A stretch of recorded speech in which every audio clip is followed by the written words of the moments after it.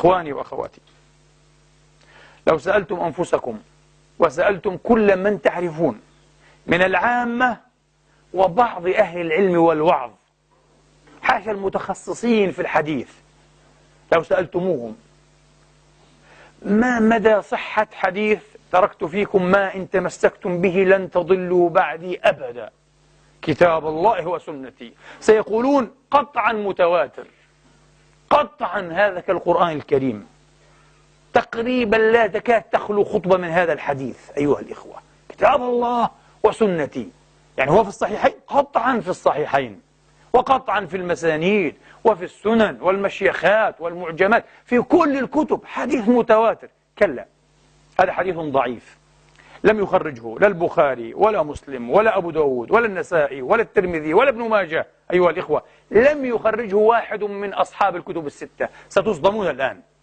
طبعا، ولا بد أن تصدموا، طبيعي أن تصدموا. هذا الحديث كتاب الله وسنتي ليس في واحد من الكتب الستة ولا في واحد من الكتب الستة. رواه مالك بلاغا بلا إسناد، بلغني أن النبي قال تركت فيكم، بلغني بلا سند. ورواه غيره أيضا مرسلة كالطبري أيها الإخوة في تاريخه، مرسلة، وأسنده بعضهم لكن في سنده مقال، بعضهم جازف بتصحيحه ولكن هناك مقال في تصحيحه. أما الحديث المخرج في صحيح مسلم أيها الإخوة وفي مسند أحمد ومستدرك الحاكم وعشرات الكتب بأسانيد على شرط الشيخين، أسانيد صحيحة، ويكفي أنه في مسلم، تركت فيكم ما إن تمسكتم به لن تضلوا بعدي، كتاب الله وعترتي أهل بيتي. هذا لا نسمع به، وإن سمعنا به نقول حديث شيعي. هذا عند الشيعة، نعم عند الشيعة، لكنه عندنا في صحاحنا. لماذا لا يتكلم بهذا الحديث؟ لأن المؤامرة الأموية مستمرة إلى اليوم على أهل بيت النبي. انتبهوا، هذا ما يصدم، هذا ما يصدم ويمرر ويكبد، يصيب الإنسان بالصدمة أيها الإخوة، بالمرارة، بالكباد.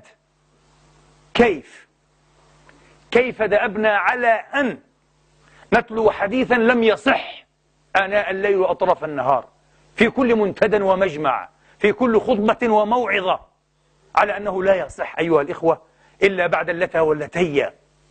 ونضرب الذكر صفحا عن حديث في الصحيح، في صحيح مسلم، من حديث زيد بن أرقم، وهو أيضا من حديث أبي سعيد الخدري رضي الله تعالى عنهما، كتاب الله وعترتي. والشيخ الألباني أيضا ممن صححه من غير طريق في مسلم، لأن ورده في مسلم كاف، لكن في غير مسلم صححه الألباني. هذا حديث صحيح، كتاب الله وعترتي.